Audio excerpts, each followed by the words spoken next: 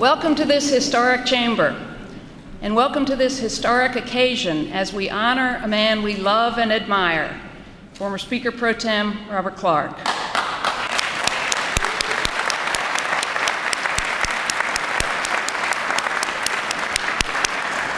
I am pleased to welcome so many distinguished guests: Governor Bryant, Congressman Thompson, Speaker Gunn, former Governor William Winter and Mrs. Winter. Would all of our elected officials, past and present, please stand? We have so many here.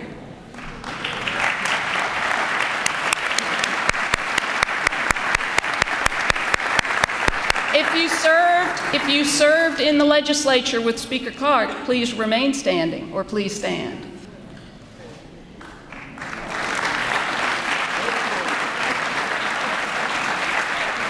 If you were elected in 1967 with Speaker Clark, please stand. We got a couple. Walter?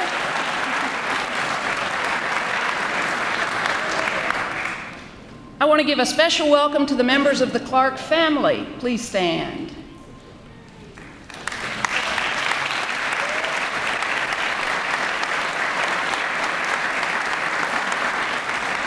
And our friends from Holmes County, please stand.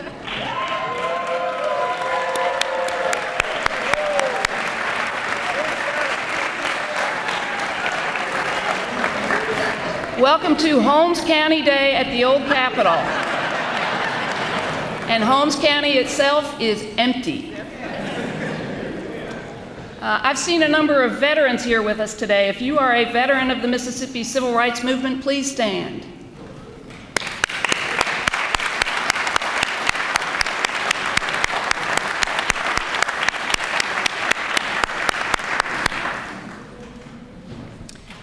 We have with us the author of a book about Speaker Clark, Even Mississippi, Melanie Nielsen, and her husband, Fred Slaybach, and their children. Thank you for traveling from Texas to be with us.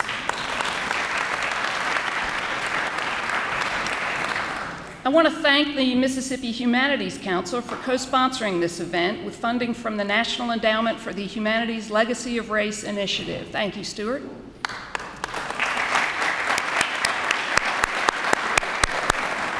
And I want to note that this event is part of our History is Lunch series. We invite you to join us every Wednesday at noon for a presentation. They do not always include our state's highest elected officials, past and present, but they are always interesting, and we'd love for you to join us.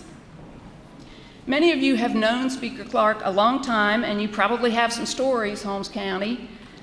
We invite you to contribute your own brief remarks on videotape right outside the door right after the program. 2017 is a year of great significance for our state. It is our bicentennial, and we have celebrated with events across the state throughout the year that will culminate in the grand opening of the 2 Mississippi museums here in Jackson on Saturday, December 9th. At 11 o'clock, I hope you will all be with us down the street when we open these 2 museums.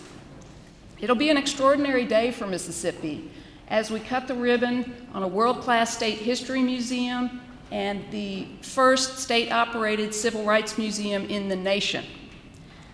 In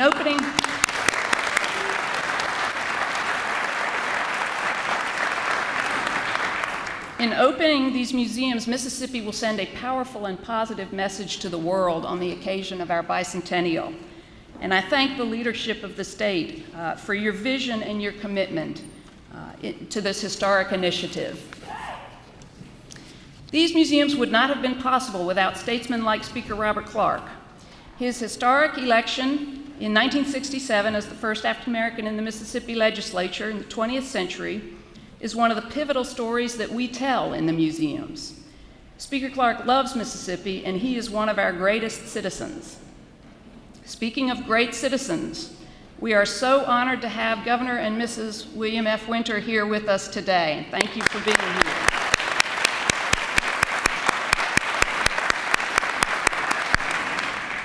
One of Speaker Clark's most important achievements was his leadership in working with Governor Winter to secure the passage of the Education Reform Act.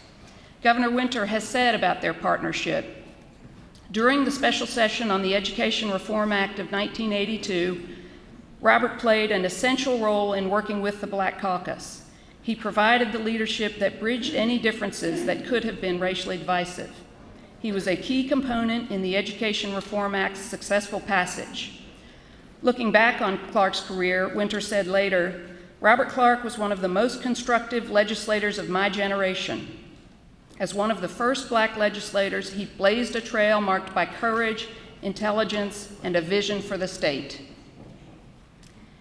Here at the Department of Archives and History, we have benefited in many ways from Speaker Clark's insight and knowledge.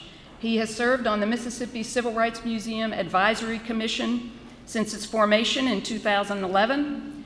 In 2015, Speaker Clark was interviewed for the documentary 50 Years and Forward, the Voting Rights Act in Mississippi, co-produced with the University of Mississippi.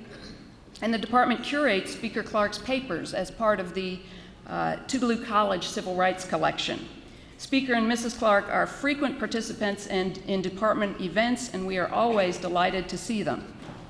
Speaker Clark, it is our privilege to honor you here today. And now I am honored to introduce the Governor of Mississippi and a former legislative colleague of Speaker Clark's, a friend to the Department of Archives and History, and a strong advocate of the two Mississippi museums, Governor Phil Bryant. Thank you. First, let me say what a remarkable job Katie Blount does for Archives and History. I have often thought, Governor, of trying to steal her to bring onto my staff, but I'm not sure her husband would allow me to do that. But she has done a remarkable job, as has Governor William Winter in Archives and History. We are grateful to have William Winter here with us today, and Mrs. Winter. Mr. Speaker, good to see you. Congressman, always good to see you in the Capitol. To those members in the House and the Senate, welcome. All elected officials, King Ditto, and the hard work that Mr. Ditto, former mayor, also does with Archives and History. We are grateful for that. In 1992, in that January, I had the great opportunity of being elected to the House of Representatives. Now, this was an accomplishment that I had never even dreamed on as a young man from Moorhead, Mississippi. Sunflower County was often jealous of Holmes County because it seemed at times they had more than we had. And that's not saying much. But as we worked hard and looked to the folks of the Delta to become one, to realize that the difficult circumstances that we believe we may have was often overshadowed, fortunately, by the love and affection of our families and our neighbors. Black or white, rich or poor, planter or farmer, we were all part of that wonderful place called the Delta. So as I walked into that chamber that day, a young man not knowing where my seat might be at or where I would even park my car, but knowing that I could strive to make a difference. One of the first people that I met there was Speaker Pro Tem Robert Clark. A smile upon his face, a warm handshake from a man who could have felt another way. A man who had suffered through the difficult times of the civil rights era, who I am certain had been mistreated. Now, that would, rightfully so, often make most individuals somewhat bitter. You could associate the mistreatment by some group of people to the entire group of those people, but not Robert Clark. The struggle that he had gone through, I'm sure most of his life, and during the early 1960s was not present in his demeanor or his smile. He was a man who helped lead the way. In 1967, at the height of some of the civil rights movement, desegregation, the troubles that were taking place not only in Mississippi but across the South and yes, across the nation, the Vietnam War at its peak. Sonny Montgomery elected to Congress, Paul B. Johnson as governor. but also the Beth Israel Synagogue being firebombed. Turbulent times that we could only imagine. Many in this room lived through. But Robert Clark not only lived through those times with dignity and grace as a public school teacher and coach, he led. Imagine being elected the first African American to the Mississippi House of Representatives in 1967. It's a feat that would almost seem impossible to those of us that reflect now on those difficult times of the 1960s. But Robert Clark has done the impossible more than once. As you heard earlier, he inspired many of us in 1982 with the Education Reform Act. As I began our education works reform in Mississippi, I thought of those days. I spoke to Governor Winter about what a challenge this would be. How could we make public education better in the state of Mississippi? I looked to Robert Clark and William Winter and those that helped lead that struggle. I will proudly say that because of the work in 1982, it was all the easier for us to be able to help with the reforms that now has led Mississippi to receive national awards. Frank Newman Award last year received by Mississippi for the most innovative state in public education. That's the Heisman Trophy of public education. That award was received in 2016 because of the hard work that began in 1982. And not only has Robert Clark become the member of the Mississippi Legislature against all odds, he becomes chairman of the Education Committee, one of the most influential and powerful positions, and a position that can, if led properly, can affect the lives of thousands upon thousands of school children, generations of those in our public schools. Robert Clark did that with joy in his heart, smile upon his face, with a wonderful wife and family always by his side. I was proud in 1982 to cast my vote as a member of the House of Representatives for Speaker Pro Tem Robert Clark. Now, it is somewhat understood that the Speaker helps us small members of the House make our mind up, Mr. Speaker, when it comes to the selection of the Speaker Pro Tem. But it didn't take much for then great Speaker Tim Ford, my dear friend, to convince us that Robert Clark was indeed the man for the job. The man that could take the podium of the House of Representatives and help lead. The man that could bring coalitions together with his warm, enthusiastic personality and his knowledge of the issues that affect all Mississippians. So I am thankful to have been a member of the House of Representatives at the time that Speaker Pro Tem Clark led. Again, voting for him and 4 years later in that position, as he served there from 1968 to 2003. Mr. Speaker, that's remarkable. Now, I know Speaker Clark's age because I looked at his bio, but I'm not going to share it with you today. Because if I was him, I wouldn't tell anybody. Because you would think he is much younger than his years. It's his energy and enthusiasm, bright smile, beautiful wife, lovely children. Y'all know his son, Bryant, who is now serving in his position in District 47. What an honor that must be, Mr. Speaker, to see your wonderful son lead in your footsteps. This man has been blessed. He is more than likely blessed to even be alive. In those days, as I might remember and reflect in my reading of history, lives were lost for much less than running for the House of Representatives as an African American. So we are so fortunate to be able to come this 50 years later, this golden anniversary, half a century of honor of this great Mississippian and great American. Bryant, welcome to the chamber. Come on in, Mr. Representative. I'm just saying wonderful things about your dad, and I'm probably going to do it for about the next half hour. So Robert Clark is an icon, to be honored, to be held up, to be an example to all of Mississippi's children and leaders in both elected and appointed positions throughout this state. It is so important for us to now realize the sacrifice made by the civil rights leaders and veterans that are among Robert Clark's peers. It is hard for my children to understand, or those of the younger age to believe, what took place during those challenging times.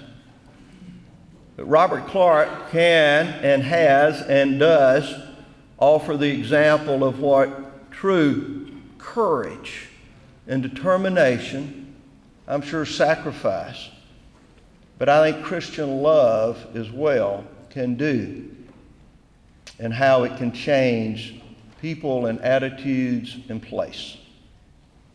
Isaiah once wrote that those that trust in the Lord shall be bound up on eagle's wings. They shall run and not grow weary. They shall walk and not grow faint. Robert Clark has been bound up upon eagle's wings, and he shall never grow weary. He has been the blessing that the Lord has given us in this state, what a leader truly is.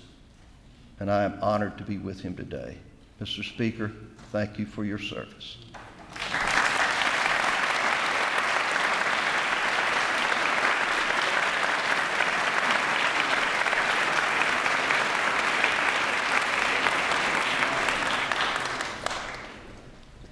Thank you, Governor Bryant.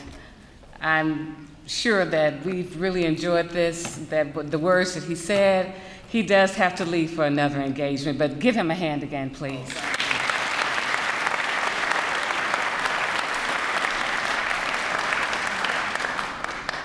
I am truly honored to be in this space. There's so much history here.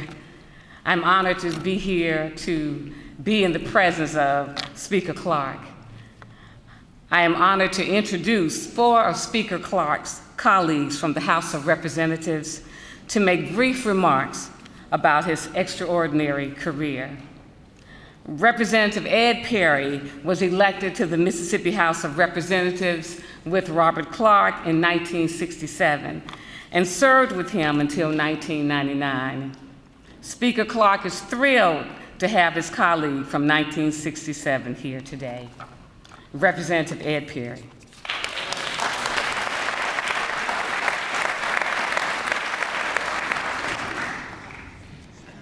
When I was first asked to be on this program, I looked at the roster of 1967, and most of the members were dead. I say Walter Brown's not from Natchez. But then I realized that I had served with Robert Clark for all 36 years that he was in the House.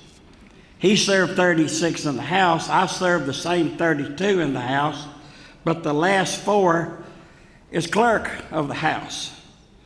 We came together in '67, and we left in 2004. Mr. Speaker, it's an honor to be here. The 1968 session that we started in was an historic one. Remember, in those days, the legislature only met every 2 years. So we were supposed to meet in 1968 and 1970. We met the 1st of January in 1968 and stayed in session for 8 months. The session was historic for its length, and it was historic for what was accomplished. That first year, a $1,000 pay raise was given to every public school teacher in Mississippi. To do so, we had to raise the the two largest taxes, that was 80% of our total tax base, the income and the sales tax. We finished our work in February. The Senate chairman was running for Congress, and they didn't even meet till June. So hence the August deadline. We ate watermelon on the Capitol grounds on July the 4th. You remember, Mr. Speaker? In 1968, a historic number of 49 members of the 122 were elected new. I don't think that's ever happened before or since, as far as that many new members. None of us had any responsibility, but we had almost a majority of the votes. And that's why we passed landmark legislation. In 1969, we weren't supposed to meet. It was the off year. But guess what? Congress had just passed the Medicaid legislation for states to be involved. We met to consider Medicaid, and Hurricane Camille hit the Gulf Coast. We stayed in session another 4 or 5 months, handling all of that legislation. So after 2 years in the legislature, for what should have been about 3 months, we had spent over half that time in session. I'm sure most of us wondered what the heck we were doing here. But that long session of 68 had an impact. It had an impact on us, and it had an impact on the people of Mississippi. We passed a constitutional amendment to provide for limited but annual sessions and submitted it to the voters of this state, and guess what? They passed it. And since 1971, the legislature has met annually, but in limited sessions. In those days, you advanced in the House by being reelected and by being a good worker. We had 122 members, as we do today, so you had to sort of do your dues. Robert had advanced to Vice Chairman of Education by the late 70s, and in 1980, he was appointed Chairman of the very prestigious Education Committee. We all recall the Education Reform Act of 1982, in which he was chairman. After he was chairman of Education, he was appointed to chairman of the Ethics Committee, which showed the respect that the members of the House had for him. My admiration for Robert goes back a long way. In the early 80s, Robert was a candidate for Congress in the United States House of Representatives. And even though I did not live in his district, and my friends did not live in his district, we had a fundraiser for Robert in Oxford, Mississippi, and raised a good deal of money for his candidacy. He had earned my respect a long time ago. One of the insights into Robert's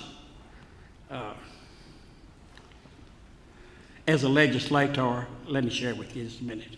In those days, if you had a bill that you were not for, you tried to do what you called ugly it up. That is, get it amended, so that nobody would ever like it. One day, we had a bill, and Robert introduced an amendment that said, if you had 2 terms in the legislature, you would automatically be granted a law degree and be allowed to practice law. Well, I was incensed being a lawyer. You remember that, Robert? I was incensed, but I tell you what it did. It killed the bill. One thing I admire most about Robert Clark, among many, has nothing to do with legislature, has nothing to do with government, has nothing to do with politics. When Robert was first elected, he was single. Robert got married, and they had 2 young children.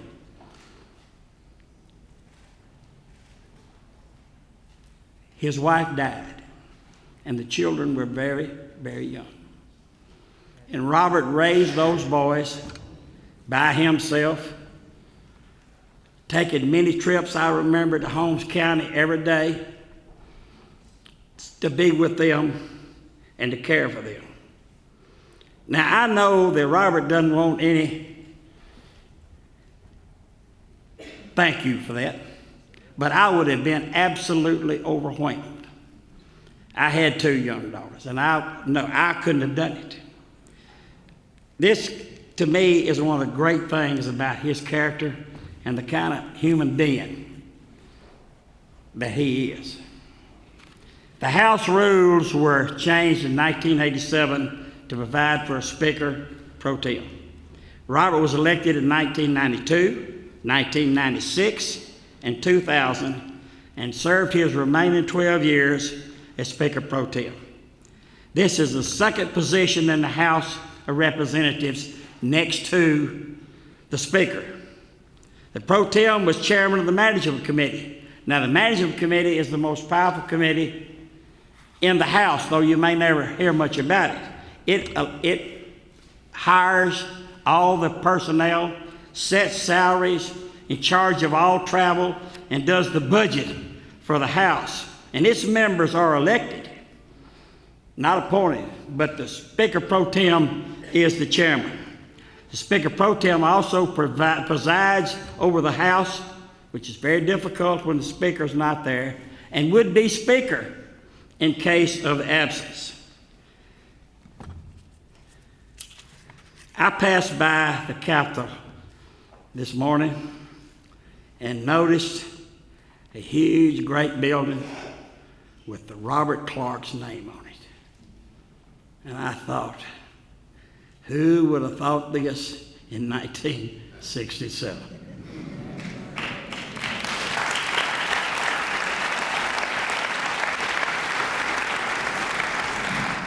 A great man, a great Mississippian, a great American, my friend for 50 years.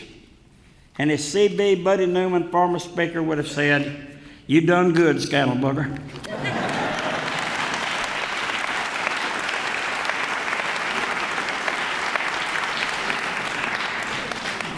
Thank you, Representative Ed Perry. I do want to now acknowledge that we have our former governor, Ronnie Musgrove, here.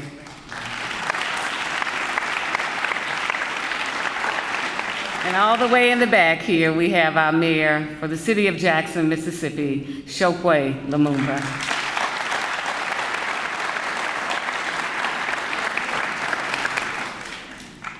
Judge Fred Banks, Jr.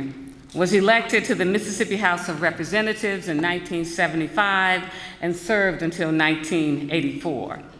In 1991, Judge Banks was appointed to the state Supreme Court, where he served for 11 years. Together, Clark and Banks were pioneers for civil rights in Mississippi. Judge Fred Banks.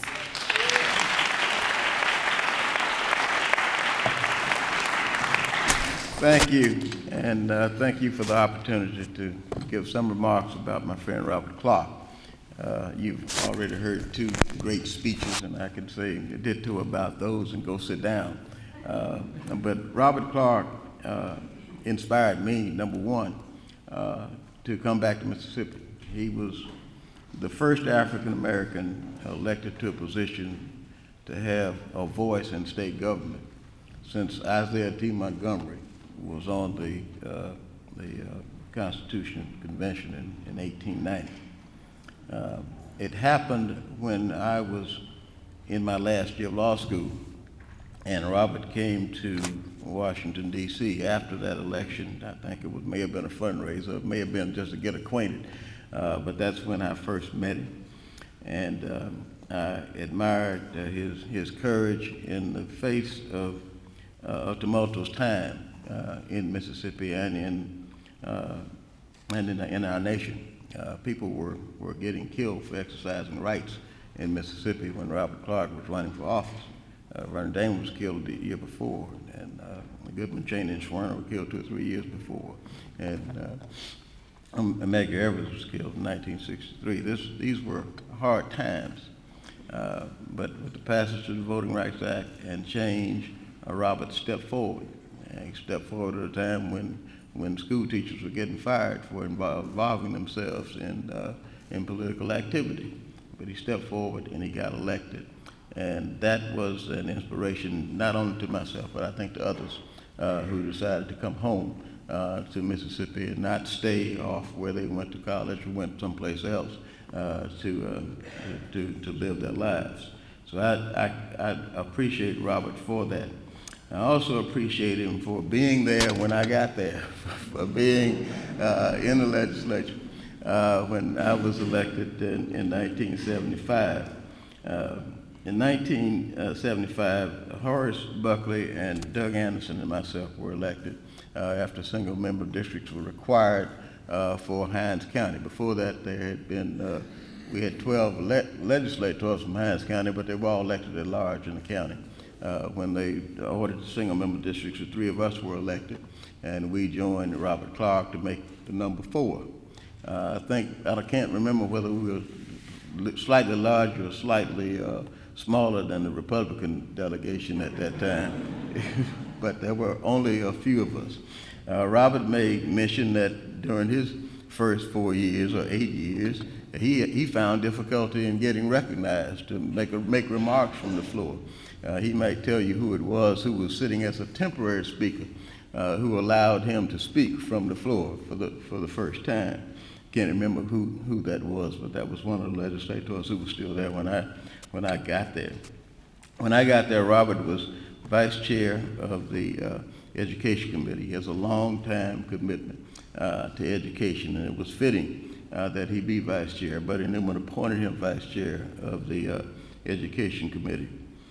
I think Ed alluded to it, but Jimmy Carter was elected in 1976, and he appointed George Rogers, who was the chair of the Education Committee, to a position in Washington. That created a vacancy, and Robert Clark was then appointed by Buddy Newman as chair of the Education Committee, and he served honorably and diligently and well in that position for many years. And it's already been stated that he was a key actor in the movement for education reform that was brought about by Governor Winter.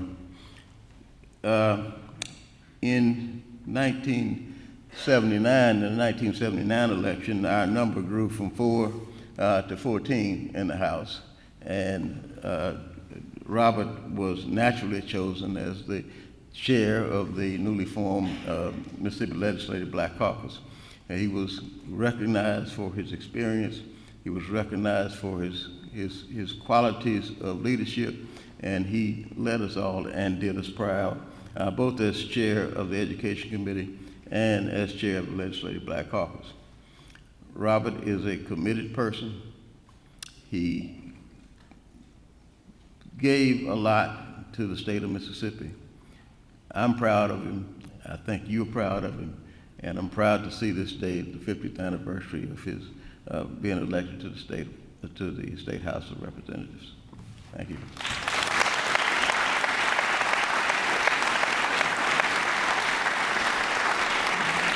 Thank you, Judge Banks. Next, we have Representative Alyce Clarke, who is the first African-American woman elected to the Mississippi House of Representatives. She served with Robert Clark from 1985 until 2003. She is still a trailblazer for women and African Americans in the state legislature today. Representative Alyce Clarke.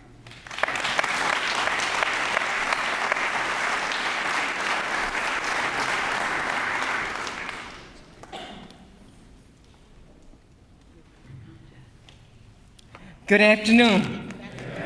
Good afternoon.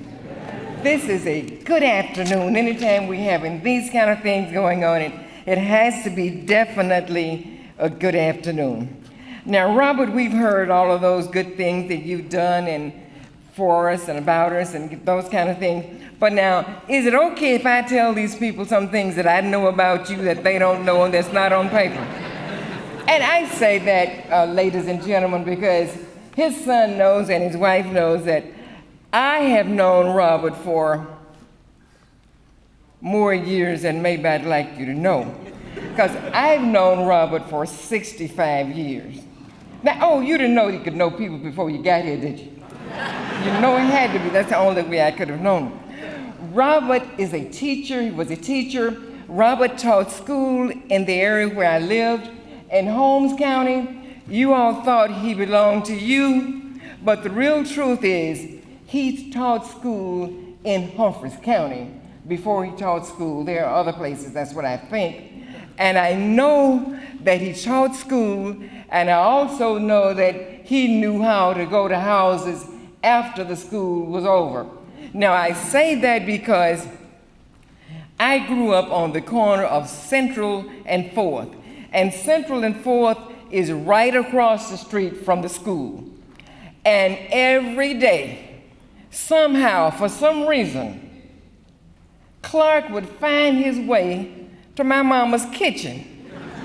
Now, I don't know if it was because Mama was such a good cook, or if it was because they used to have kitchen meetings. You know, we thought we had these other meetings we have and these kind of things.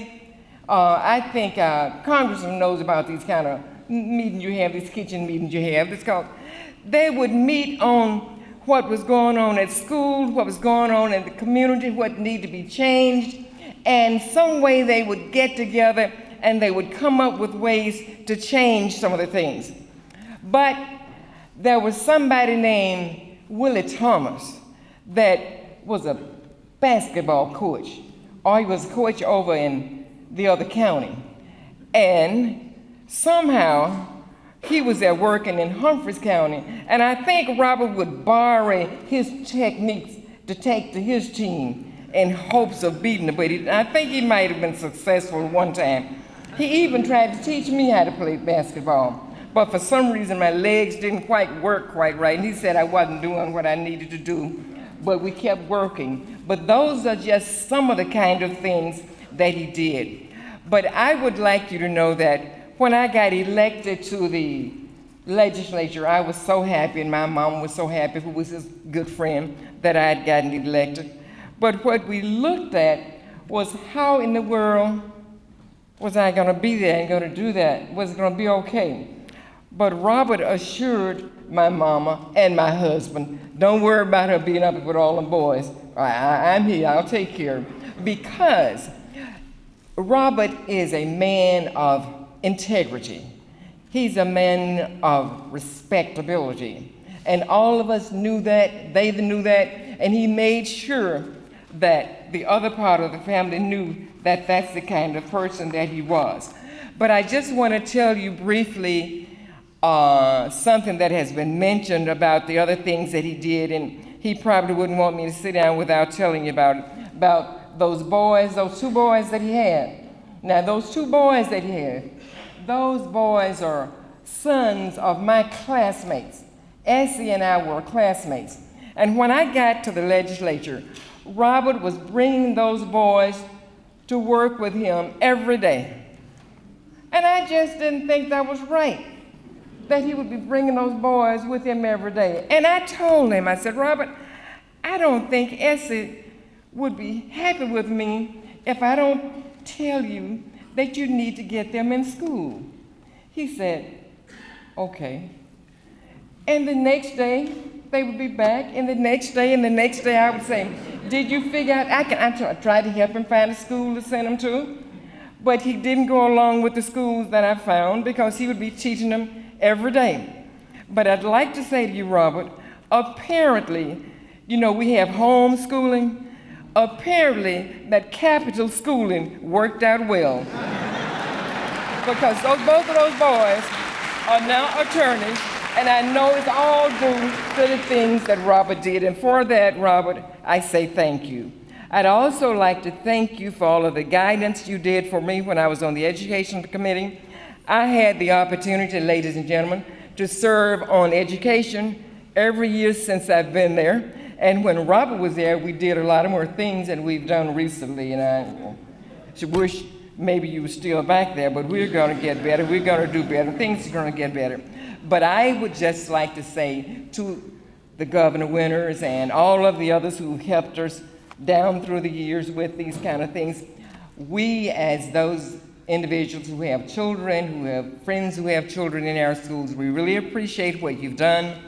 And, the present governor is gone, because I was going to tell him, we thank him for what he's going to do. But would somebody tell him that we're going here because we need some things done in addition, so we'll get some additional things done. Thank you, ladies and gentlemen. Thanks so very much. I am honored to be a part of this.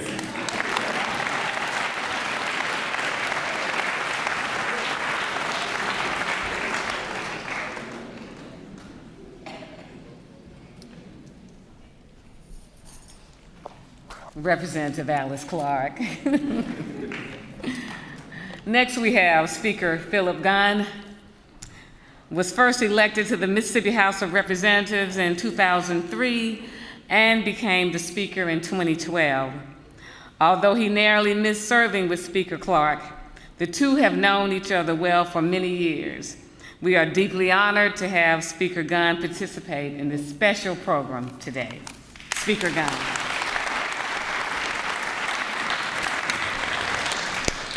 Well, good afternoon, and thank you so much for allowing me to be a part of this occasion. I have been asked to come and make a presentation. As you know, the House and Senate often do resolutions honoring people for their accomplishments. I've been asked to make that presentation. I will do so in a minute. It's 3 pages long.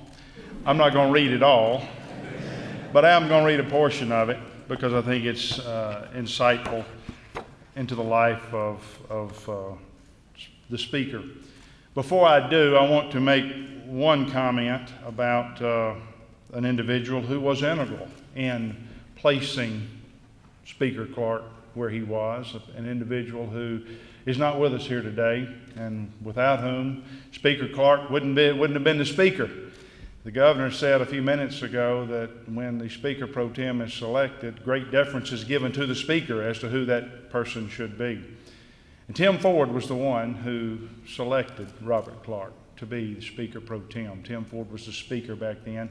Tim Ford unfortunately died a few years back, and if he were alive today, he would be here giving a talk. So I don't want this occasion to pass without us remembering Tim Ford, acknowledging his role in the life of Speaker Clarke. As I sat and listened to, and I've known Speaker Clarke for quite some time. His son Brian and I got elected together. And, I've heard the stories about what Speaker Clarke went through. I think all of us can only imagine what it must have been like in 1967 to be the first African American, to be a trendsetter, to be a pioneer, to go through what he did, and then to lose his wife and to raise those boys. And I'm sure there are things that happened that he has kept to himself, things that he hasn't told anybody about. We can only imagine what he went through. And so 2 words came to my mind. One was courage. I looked it up in the dictionary.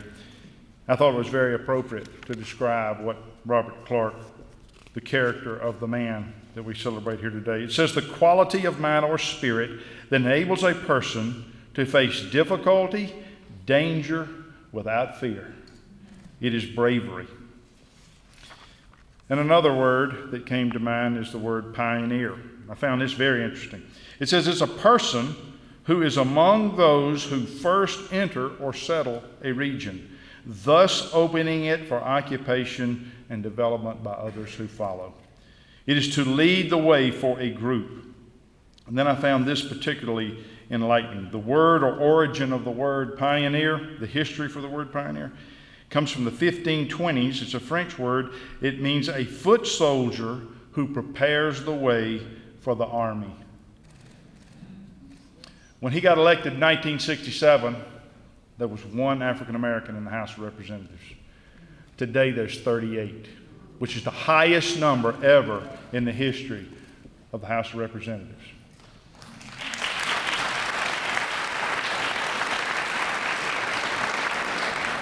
I think he clearly prepared the way for others to follow. He was clearly a foot soldier. He clearly was a pioneer who blazed a trail for those who followed behind him. And I admire him greatly for being able to raise his 2 sons especially in light of the death of his wife. I know Bryant, I know him well. He's a man of high character, he's a man of great competence. I've enjoyed serving with him, and that right there, the lives that his two boys lead, I think is a testimony more than anything that any of us could stand up here and say. That is a testimony to the type of man that Robert Clark is, and he is to be commended for raising two fine young sons. I have here House Concurrent Resolution number 103. Whereas 2017 marks a year of historic milestones for the state of Mississippi. In addition to being the year in which the state celebrates its bicentennial anniversary, it also marks the golden anniversary of Mr. Robert George Clark, Jr., former Speaker Pro Tem of the Mississippi House of Representatives, who will celebrate the 50th anniversary of having become the first African American elected to the Mississippi Legislature since the era of Reconstruction.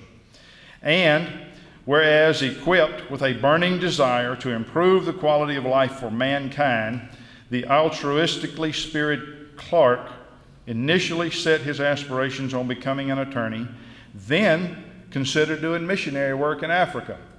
How many of you knew that? But after careful examination of the plight of Mississippi's future, given its oftentimes tumultuous past, he soon came to the realization that there is more than enough missionary work within the borders of his home state, beginning with endeavors to alter the course of prosperity and its success for the state's most vulnerable, its children, and without reluctance begin a career in education, pouring himself into the lives of children and families as a teacher, coach, and ultimately as a principal.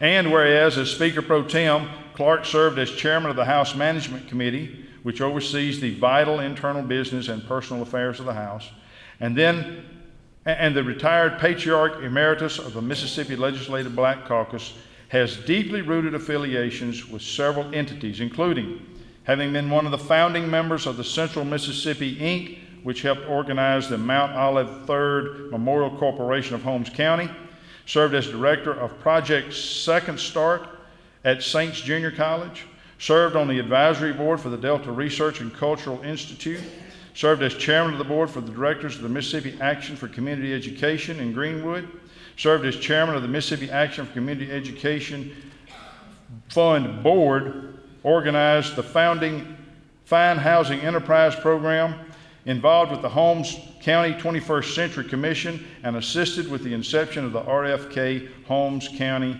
Economic Development Agency.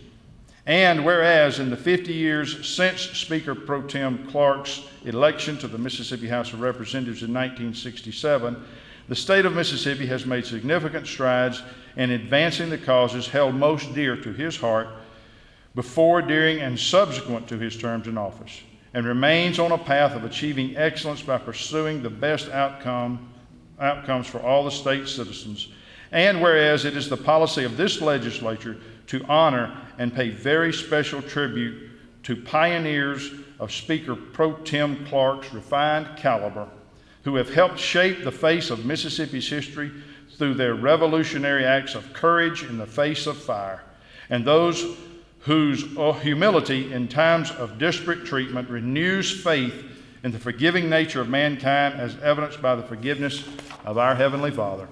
Now, therefore, be it resolved by the House of Representatives of the state of Mississippi, the Senate concurring therein, that we do hereby commemorate the 50th anniversary of the election of former Speaker Pro Tem Robert George Clark, Jr. to the Mississippi House of Representatives in 1967 in representation of House District 47. Acknowledging the historical impact of his election on the progression of the state of Mississippi and the critical legislative policies enacted during his esteemed career, and extend best wishes for continued success, prosperity, and good health in all of his future endeavors. Adopted by the House of Representatives March 25th, 2017. Congratulations.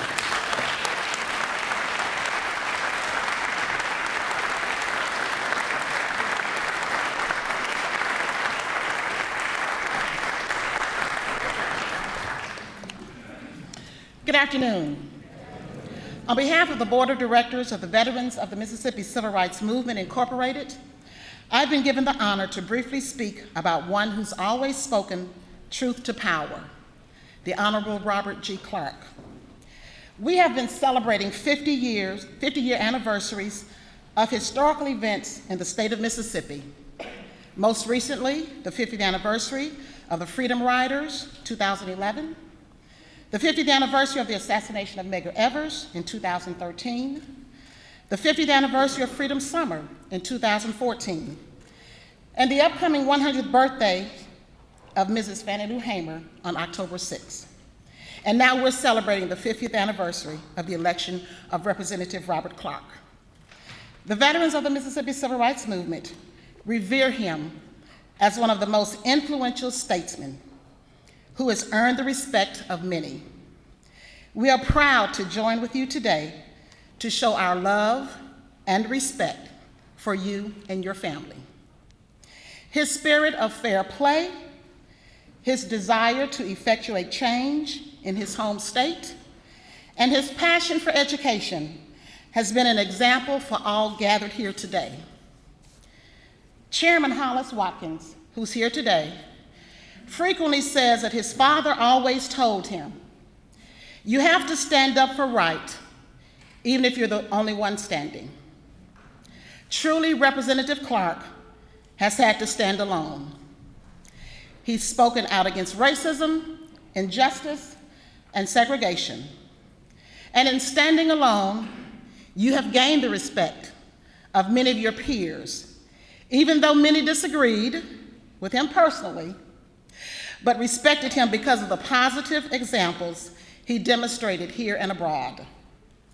His election offered hope to thousands of Mississippians who believed that if he was successful, then they could be successful. Because of his willingness to visit many communities, many other African Americans were successful in becoming elected officials. So today, we honor and celebrate you and your family, and we pray God's continued blessings upon you. And now, ladies and gentlemen, at this time, I present to some and introduce to others the Honorable Bennie Thompson. He asked me to make it short. Come on, Congressman Thompson.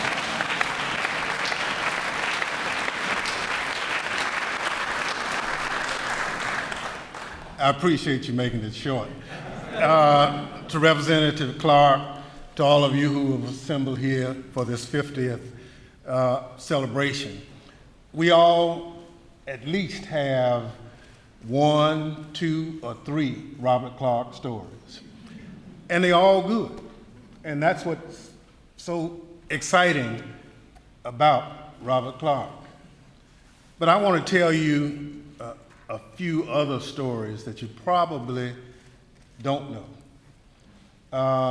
The only reason Robert Clarke was elected was the federal government had to come to Mississippi and register people to vote because Mississippi legislators and leaders would not let people of color register and vote. Those who did had to interpret the Constitution. They had to talk about how many bubbles was in a bar of soap. And so it took Washington to come to Mississippi to get Mississippi 50 years later to see the light. And so for a lot of us who were registered by federal registrars, who worked not only in Robert Clarke's campaign for the House, but both his campaigns for Congress, for those of us who worked in Mrs. Fannie Lou Hamer's campaign for Congress, that I now hold the position, I thank Robert Clarke for his tenacity. Can you imagine getting elected to the Mississippi State Legislature and nobody wants to sit next to you? But you know, Robert Clarke, being the man that he is, he weathered the storm in spite of it.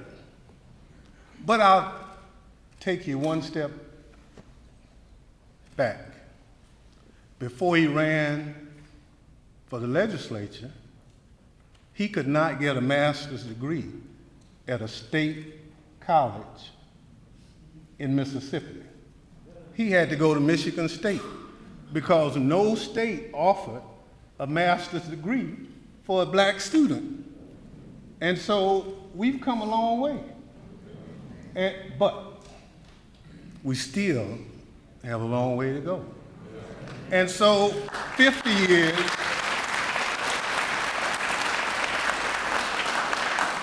years later, our challenge needs to be, what are we going to do to make sure that the Robert Clark we're honoring here today, that his legacy will continue? Let's look at our public education system. We need to fully fund it. If in fact we say we love Robert Clark and we loved his tenure on the education committee, let's fully fund education for our children.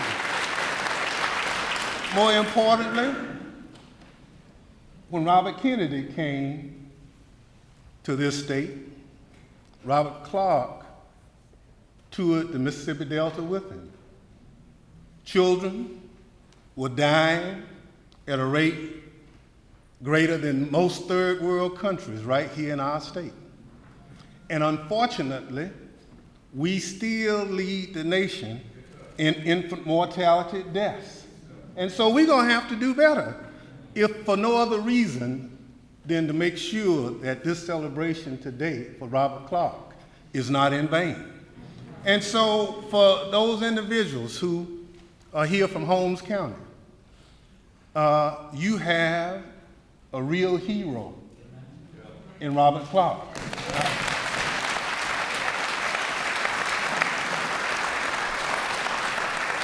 When I was a student at Tougaloo College, Dick Johnson was my philosophy professor.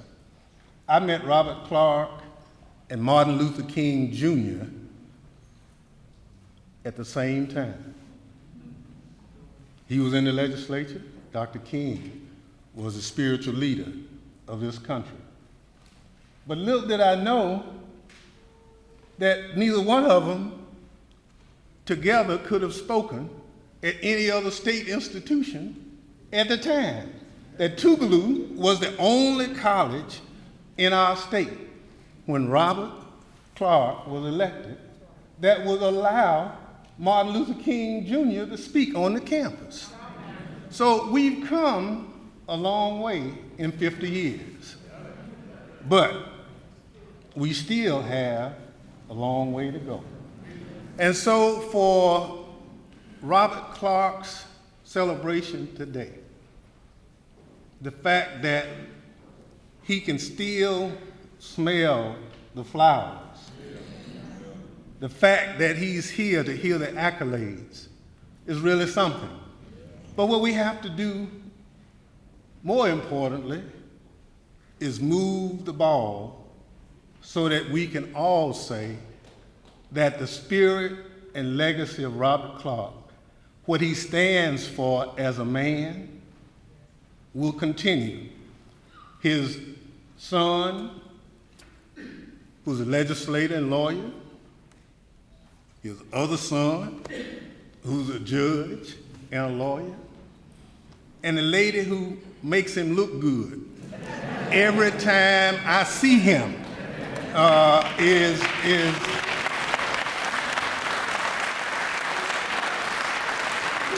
very special. So I'm excited to kind of be here to say to Robert Clark, I thank you for your sacrifice. I thank you for the courage. I thank you for the fact that you ran all over this state trying to get people like me and others elected. You did a very good job. As they would say, in Ebenezer, you done good. And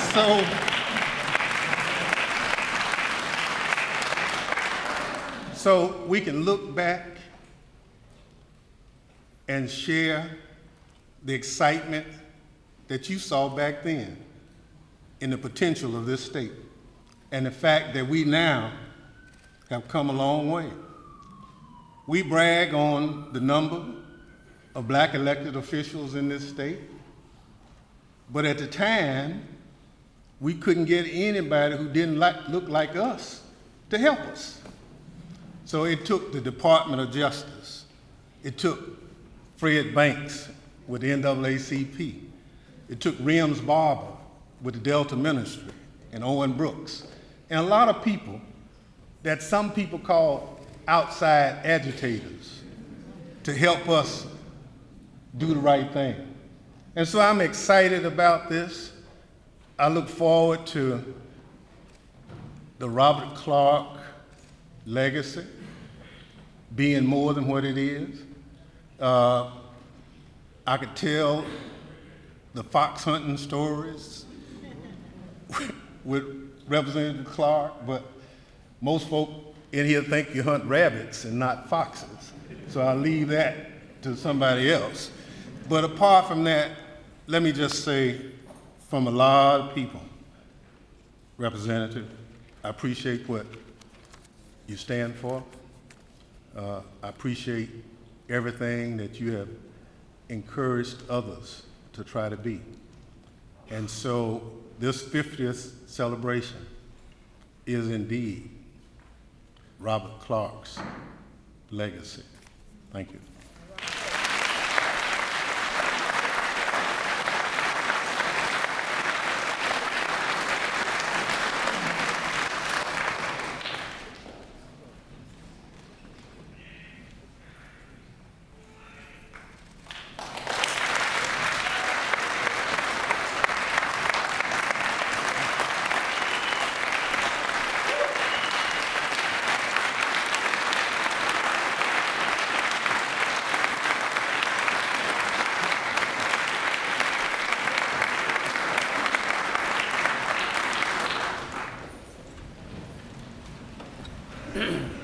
Hello to everyone. It is a pleasure as well as an honor to be here for this occasion. This is a great occasion.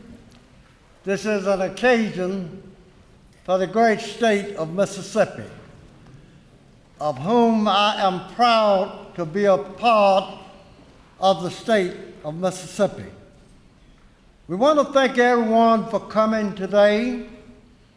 Our former governors, Winter and former Governor Musgrove, and other individuals that are here today, and the individuals from Holmes County who are the individuals that was responsible for me having the opportunity to serve in the House of the Legislature. And again, we want to be thankful that we have Speaker Gunn with us today, whom I worked very closely with the speakers of the House of Representatives when I was there. And Speaker Gunn, I knew him a long time before I knew him. I knew who he was. See, I was a former coach before I became a public official. But when I quit coaching, I never stopped being a coach. And Speaker Gunn, when he was in high school, I think I started keeping up with him when he was in 10th grade. And he was a quarterback. And each year he began to get better and better. But by his junior year, they had started to noticing him. But after his performance during his senior year, college all over everywhere was pulling for him. And we just thought, he was going to one of the colleges in Mississippi. But lo and behold, when the media came out the next morning and he had enrolled in a college in Texas. Our hearts was broken, we was let down. And I didn't like Philip Gunn because of that. But I want to say to you, Speaker Gunn, I no longer dislike you because you enrolled in a college in Texas. And thank you for being Speaker of the House. And again, we are proud to have the two governors with us as presents, governors that I work very closely with us working on the motto that I had when I went to the legislature. This was my motto,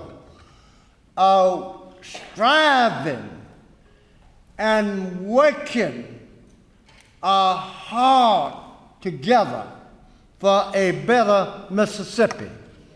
And these was two governors that I could work with and discuss that philosophy of working for a better Mississippi.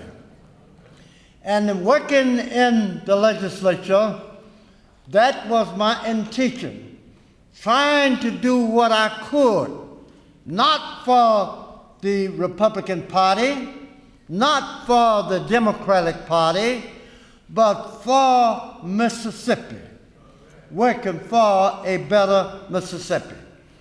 And I remember after working in Mississippi, one of the things that I thought that we need to do was to improve our quality of education in Mississippi.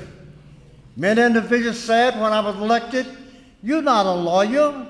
You can't serve in the legislature. What you know about the legislature?" But one thing I knew when I was elected to the legislature, that I knew just as much about education as anyone in the state of Mississippi. So when I went to the legislature, I went to the legislature as an education legislator. And that's what I fought for, and that's what I did. And after I retired, the committee was created by the legislature. That was the Delta Revitalization Task Force. And I was appointed to that committee by the Speaker of the House at the time and by both the Lieutenant Governor. And I was elected chairman of that committee. And you would be surprised, and maybe you would not, at the number of young individuals that had to leave the state of Mississippi to seek livelihood. Some African Americans and some Caucasians that were contacting me and calling me.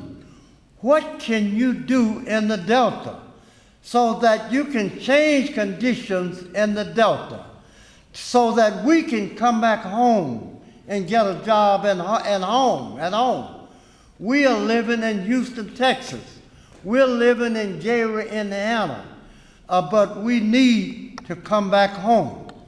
So one of the things that I would like to leave with my counterparts who is in the legislature today.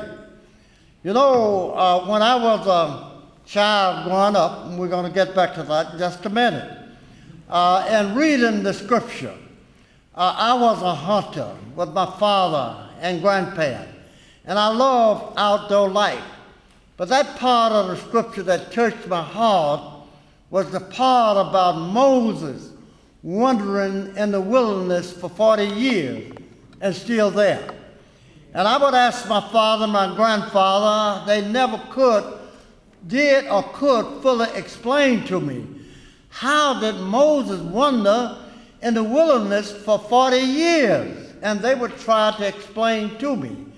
But me, as an elected official, I have been wandering in that wilderness for 40 years, and since that time and years before that time, trying to change conditions in Mississippi. Just like those young individuals wanted to come back home. I am a Mississippian. I know about the Delta part, the Gulf Coast, the hill sections, and all about Mississippi. I know about other sections of the United States of America, but never have I found people as a whole any better and any greater than the people in the Mississippi Hills, or the Mississippi Delta, or the Mississippi Gulf Coast.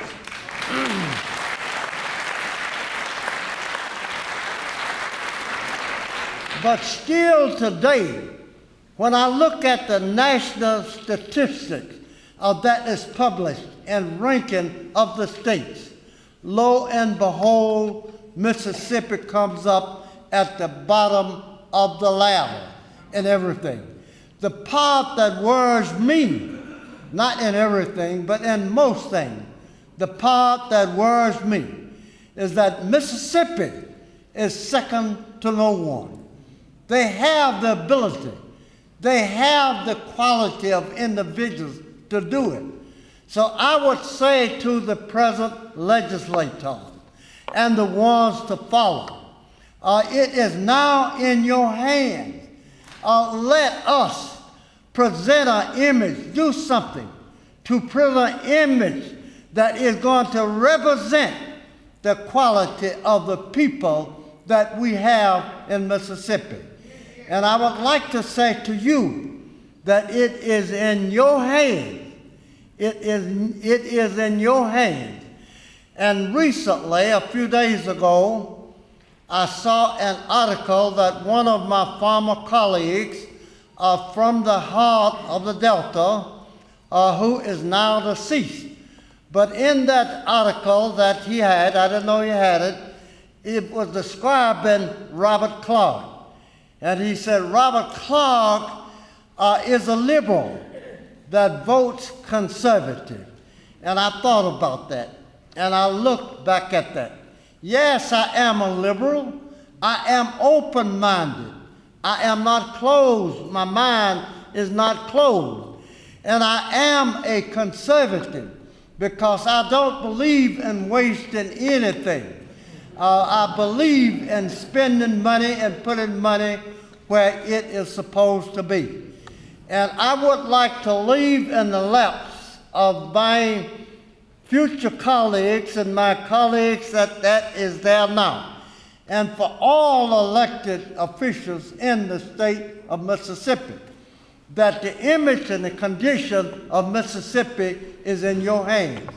For example, when I was in the legislature, I could pass laws and did get several laws passed, passed the laws, but I can pass the laws, but I can't go back, you can't go back home and run the law.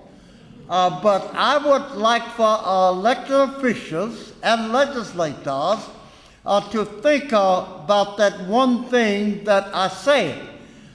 Where do we fall on the national scale? Let us be concerned about that. And let us be concerned about projecting an image of Mississippi that is going to represent the true quality of the peoples that we have in Mississippi. And I want to say to my Mississippi legislators and colleagues, thank you for allowing me to be a part of you. And I want to say to my Holmes Countyans, some of them was not old enough to vote at the time, but some of them that I'm looking at now, they was old enough to jump out of a car and run knock on a door. Old enough to jump out of a car and carry literature and store it on a porch. They was old enough to come to the meetings, and some of them, and one in particular there, they would go to sleep at the meetings, and one in particular, one night went to sleep, and after the meeting was over, her mother was trying to wake her up at the end of the meeting, and looked like her mother was having difficulty waking her up. But by my major being health and physical education, the first thing I thought about, I was going to have to give her artificial respiration. But by the time I got there, she woke up. But I'm saying some of those individuals are the same individuals that are here today. But I'm saying to the elected officials on a state level,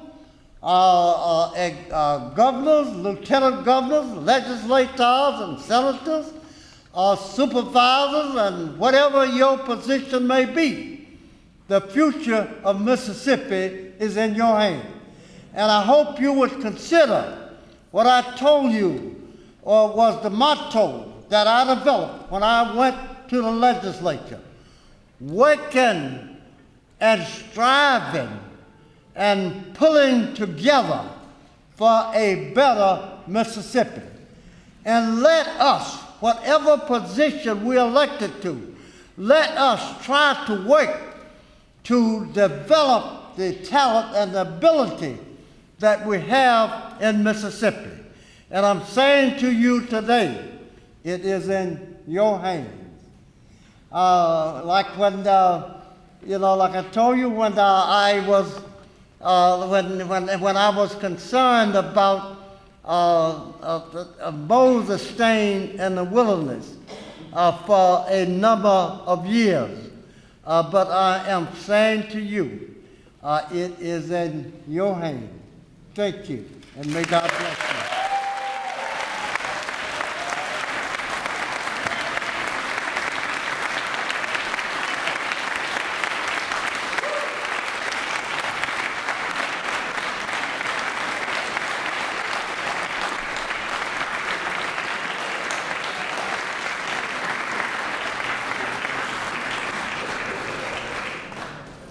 And now, Representative Bryant Clark.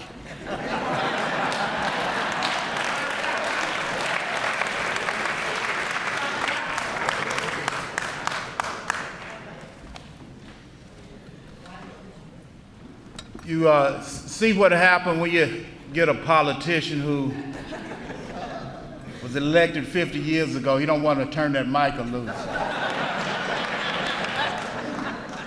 But it's an honor for me to be here today, and I would be a little remiss if I didn't take time to thank the Department of Archives and History for sponsoring this event today.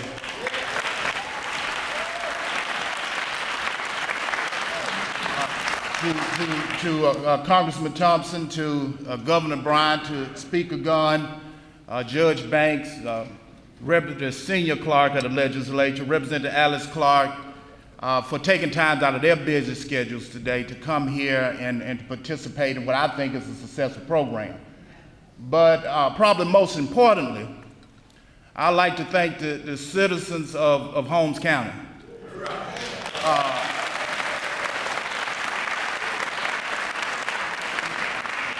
Not just for being here today, but for your courage on November the 7th, 1967, and the courage of your parents and your grandparents.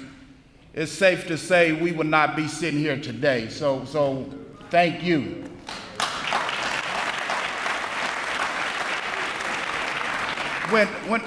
And you saw my daddy. He likes to talk the stories. I've heard them over and over again. I can recite them. But from hearing the stories and going to meetings over the years, I've often thought about elections, and in particular that election. And the question that always reoccurred with me was not only why him, but why did it happen in Holmes County? Why in Holmes County? In 1964, you had the Voters' Rights Act. In 1964, 1965, you had the Civil Rights Act.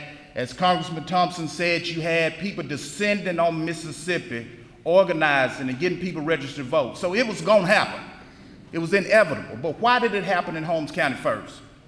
And as I've thought about it, I've come up with basically three main reasons. Obviously, one was Holmes County was a heavily African-American county, roughly about 76%.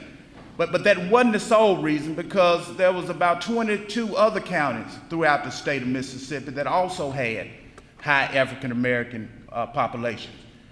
And the second reason would have been that in 1964, SNCC and Federal Register came to the state and began to organize, but organization in Holmes County actually started a little bit before then. Organization in Holmes County actually started in late 1962 and went on. So about time 1967 rolled around, Holmes County was probably one of the most organized, civil rights organized counties in the state. FDP had block captains. Now I live in, precinct captains. They even had block captains. Now sheriff, I ain't never seen a block in Ebenezer, but they even had block captains. And when election time came around, they was extremely organized. They had a ballot, down the sheet ballot of candidates.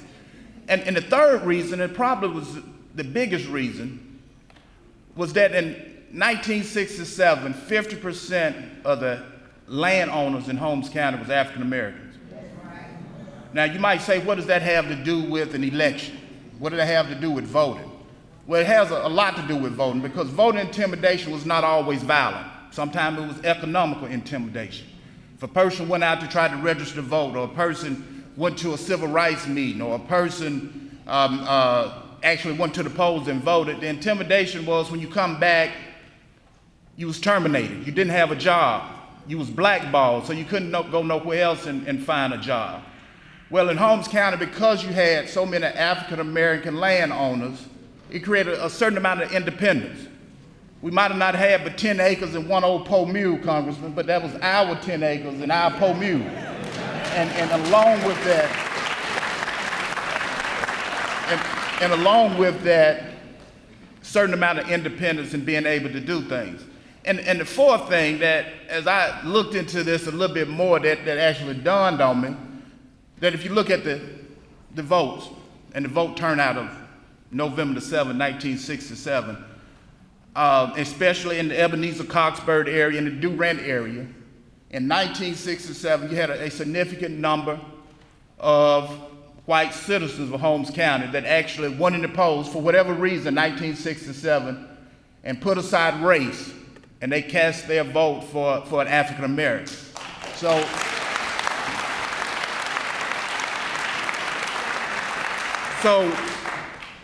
that is a testament to the people of Holmes County. It's a testament of the type of people we have there. And as everybody said, the last 50 years we've made a tremendous amount of accomplishments. In 1968, when he was sworn in, you had a black caucus of only one. Now the black caucus is 51. I guess that's about an average of one a year, but it's 51 now. More African American elected officials than any other state in the union. And not only in politics, economic opportunities have opened up. Educational opportunities have opened up. And the state of Mississippi in the last 50 years have come a tremendous ways.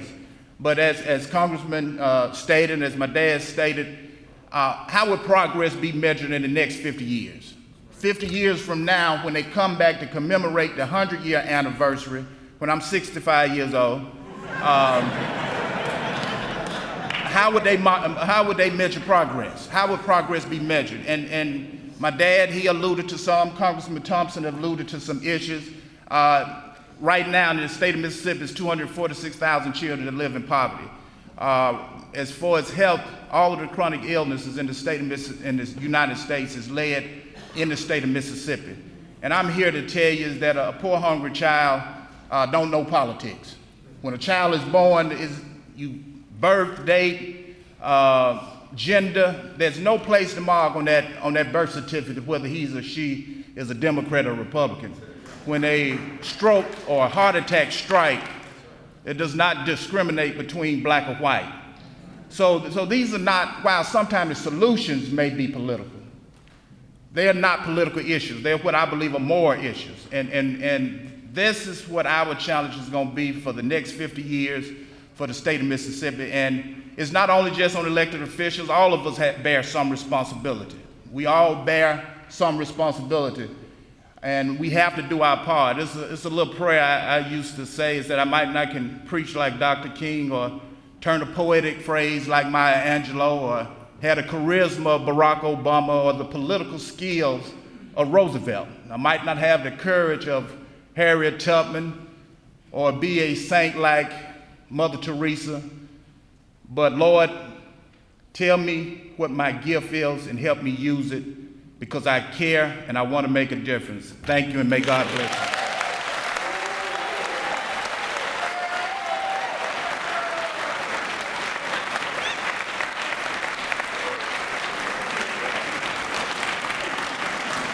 Thank you again to our program participants. Thank you, Speaker Clark, Mrs. Clark. Thank you all for being here. Please join us downstairs for a reception.